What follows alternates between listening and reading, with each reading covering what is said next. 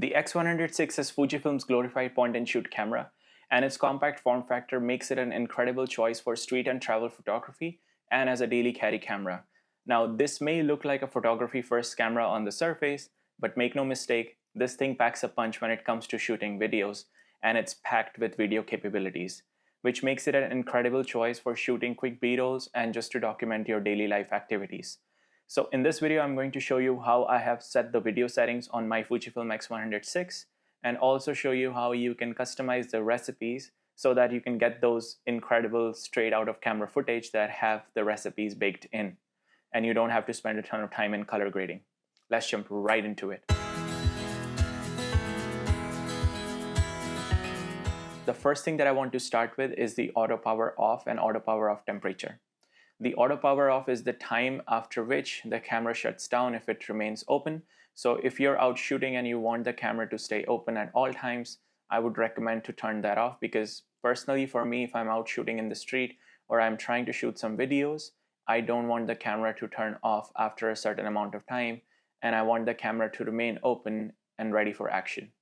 The second thing is the auto power off temperature. So that decides if the camera gets heated up to a certain temperature, it's going to shut down the camera. So in the unfortunate event, if you're out shooting and the camera gets hot, it's automatically going to shut down on you, and that will be a very frustrating thing to happen. So what I would recommend is set that temperature to high. So in order to set this, you have to go to this wrench icon in your menu, which is the setup, and go to the power management, and auto power off, set this to off, and auto power off temperature, set this to high, because if it's set to standard, it's just going to shut down the camera even if it gets slightly hot. And if it's set to high, then it will wait for the camera to get extremely hot and then shut down, which is a better scenario for you. So I would recommend you set this to high.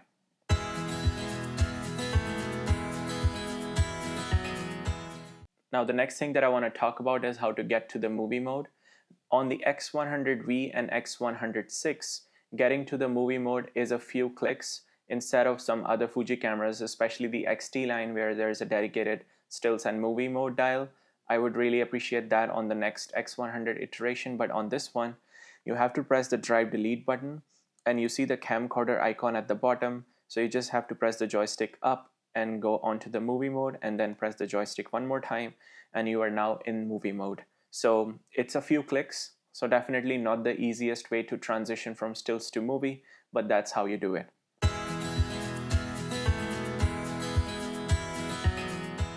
Now I want to talk about the essential movie settings. So once you get into the movie mode like I showed you earlier, you will see this menu here. The first thing is your movie setting list. Basically, it's a quick staging area to show you all the essential settings that you have configured. For me, I'm shooting in 4K HQ, which is the slightly higher quality version of 4K. I think it's a 6.2K oversampling, and 16:9 is my aspect ratio, and I'm shooting in 23.98 frames per second to give me that cinematic motion. The second thing here will show you where it's storing the movie that you're shooting. So I'm storing it in the SD card. If you're outputting it to an external monitor through an HDMI, that's what it's going to show you there. And then it shows you the format. So MOV is my movie format. You can also shoot an MP4. So if you shoot an MP4, it's going to show you MP4 there. And then it's going to show you the compression and the color Kodak. So for me, I'm shooting in H.265 long GOP, which is a slightly better compression than the H.264. But if your computer doesn't support H.265, you can certainly shoot in 264. And I'm shooting in 422 10-bit color. 422 is the chroma subsampling. I would recommend you shoot in 422 instead of 420, and also 10-bit instead of 8-bit, because it gives higher color output as compared to those options. And then 200 megabits per second is my bitrate, which is the highest that I have set here. Now you can set 100 as well, and there is a 50, but I wouldn't recommend 50 because that's too slow. If your computer supports 200, go with that. Otherwise, 100 is a good middle point for me. And then this is the format of the video. So I'm shooting in f-log2 here, and that's what it shows. f-log2 is the Fujifilm's log profile, and that gives you the highest dynamic range and also lots of latitude when it comes to color grading. So if you are comfortable with color grading, it's recommended to shoot in f-log2. There's also an F-Log version, which is one iteration before the F-Log 2, but F-Log 2 is the one that has the highest dynamic range and better color grading capabilities. But I'm going to show you later in this video how you can dial in the recipes to shoot videos. And when you shoot with recipes or film simulations, you don't actually shoot in F-Log 2. So we'll see how we configure that. The next few items over here, like the movie mode, and you'll see the movie recording setting and the F-Log, is something that we've already seen in the movie setting list. But if you wanted to go in the movie mode, you can select different options here. So since I'm shooting in 4K HQ, I have that here. But if you shoot in 4K, you can also select that. If you want to shoot 6.2K, which this camera also supports, then you can also go with that. But for me, I'm shooting in 4K HQ and 24 frames per second for that cinematic motion. The high-speed recording is your slow motion recording option here. Now keep in mind, when you shoot in slow motion here, this does not give you a 4K output. It's a full HD 1080p. But that is something that is plenty good enough for me because I'm just posting it on social media. So 1080p is still a good output for me personally. So what I've done here is I'm shooting in 16:9 aspect ratio and I'm shooting in 120 frames per second and the output is 60 frames per second. So it's double the frame rate. So that is why it's producing 2 times slow motion. But if you were to change this to something else, then you get more output. There's a 4x slow motion and you can go further and you can get 10 times slow motion as well, depending on your needs. But for me, 2 times slow motion is a good output that I can use. I don't want the footage to slow down dramatically. 2x is a good option for me. Next one is self-timer. Self-timer is pretty straightforward. If you wanted to place the camera somewhere safe, most likely on a tripod, and you want to be in the frame, you can use this setting here. There's 3, 5, and 10-second options that you can take advantage of. The media recording setting is basically telling you where the output goes. So if you want to store that in your SD card, that's what you have here. If you want to output through an HDMI, then that is something that you would select here. We've already talked about the Kodak and compression here. So I'm using H.265 422 MOV. But you can see there's MP4 formats here as well. And then this is your bitrate, which I've set to 200 megabits per second. HDMI output, since I'm not outputting anything to the HDMI, I'm just going to ignore that. F-Log is Fujifilm's log profile that we've already talked about, so I'm shooting in F-Log 2 here. Data level setting is set to full. Photometry is multi for the most part, but certain times that I would want something very specific, then I would choose one of these. And what I've done is I've assigned photometry to one of the items in the queue menu so I can quickly access those, but multi is what I use for the most part. Flickerless shutter speed setting is set to off. Image stabilization mode is set to IBIS. So having IBIS on this when shooting video is really helpful. And on the x100v, lack of IBIS caused the videos to be unusable. So having IBIS on the 6 here is really a blessing. And IS mode boost is set to on. So when you would want this to be on is when you are shooting it handheld and you're not panning the camera crazy like that. If you are shooting something that is rapidly moving or you're tracking someone and you want to tilt and pan the camera, then you would turn this off.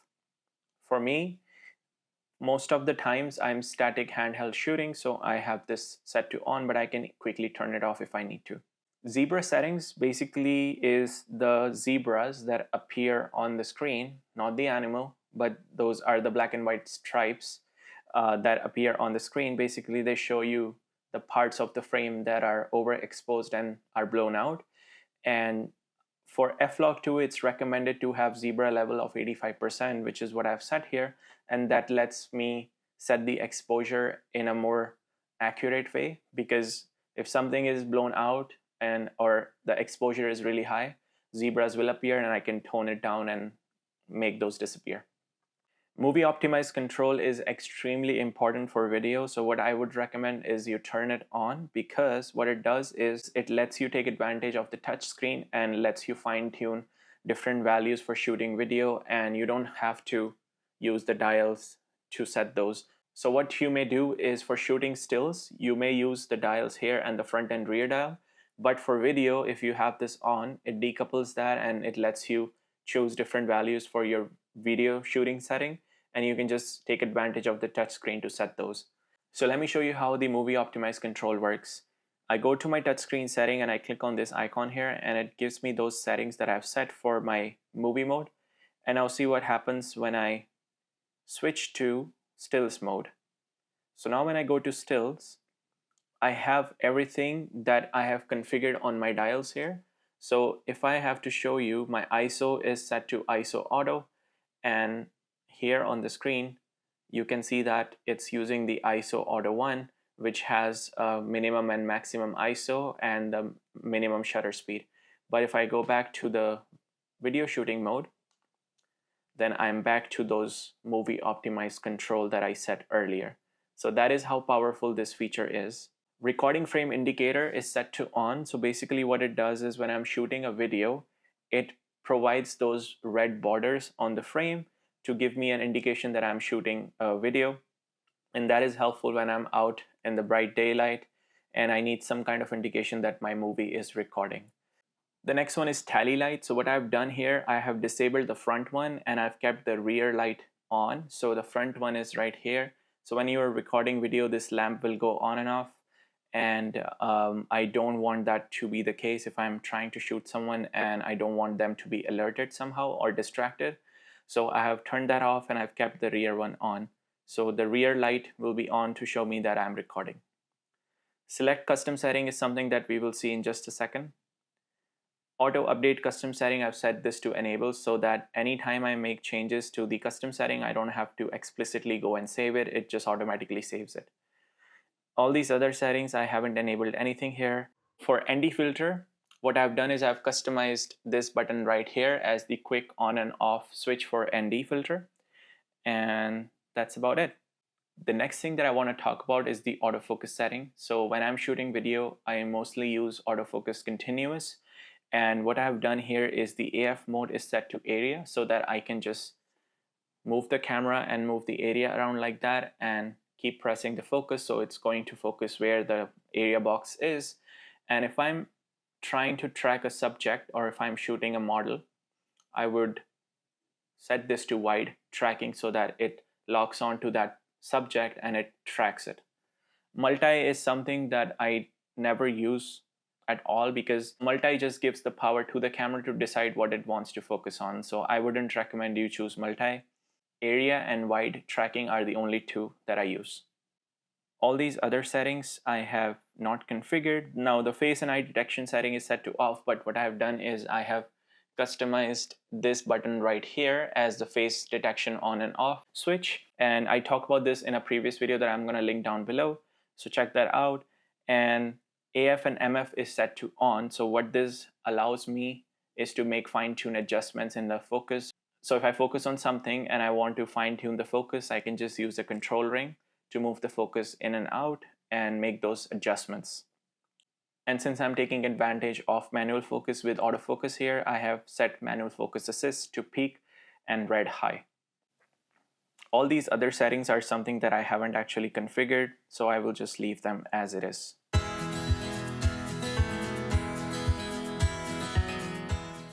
So let's take a look at the custom settings.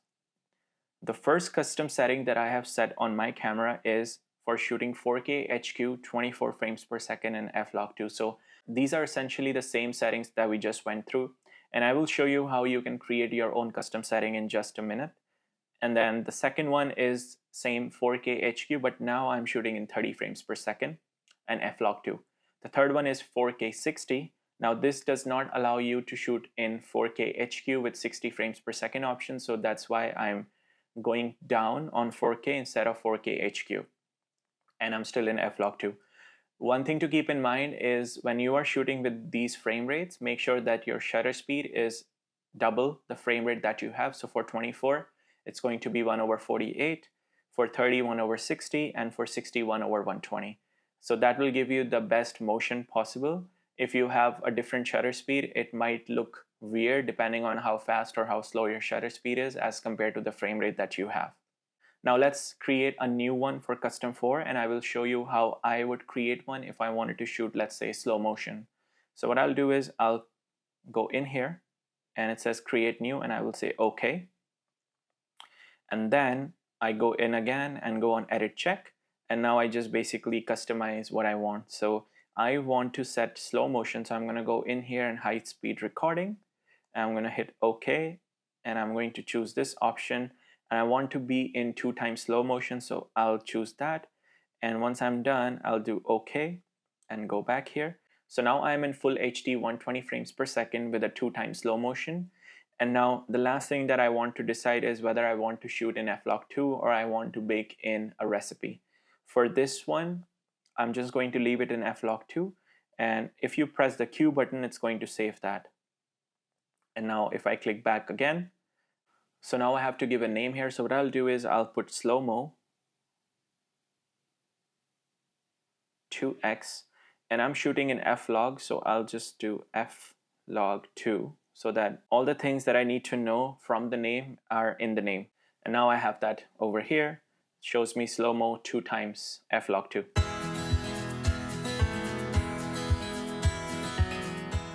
Now for custom 5, I'm going to show you how you can dial in the recipes that will allow you to shoot straight out of camera footage with the recipe baked in, and you don't have to get the f-log2 out and then spend time on color grading.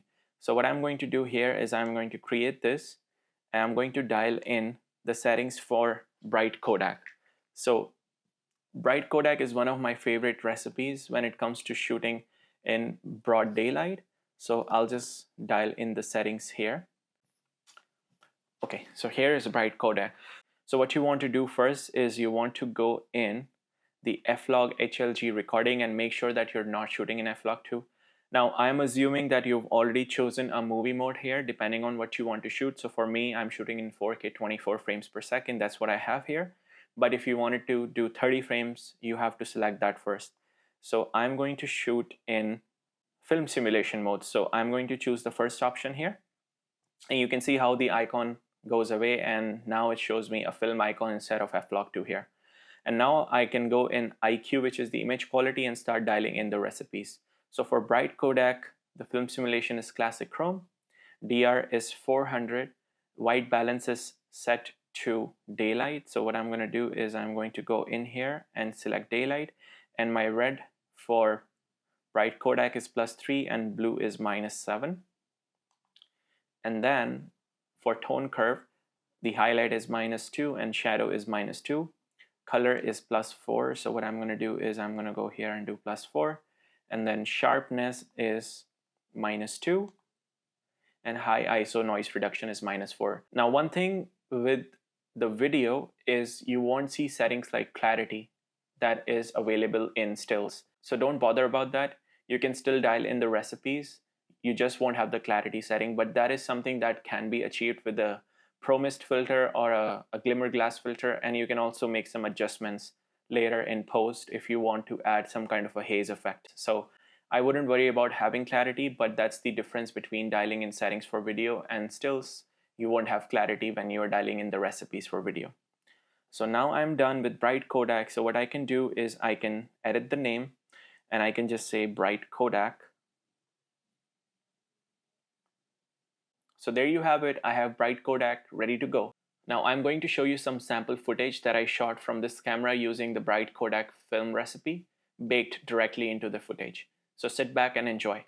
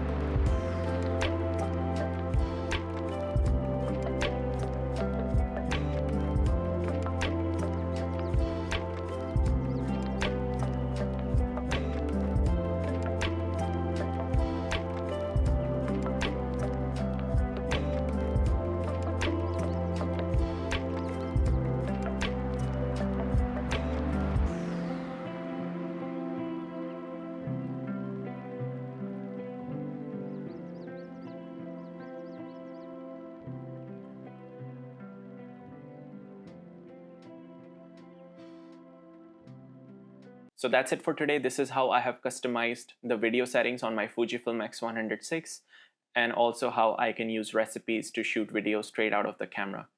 If you like this video, please consider liking and subscribing. If you have any recommendations for the settings or recipes that you like to use when it comes to shooting videos, drop them down in the comments below and I would love to see those. I'll see you in the next one. Bye.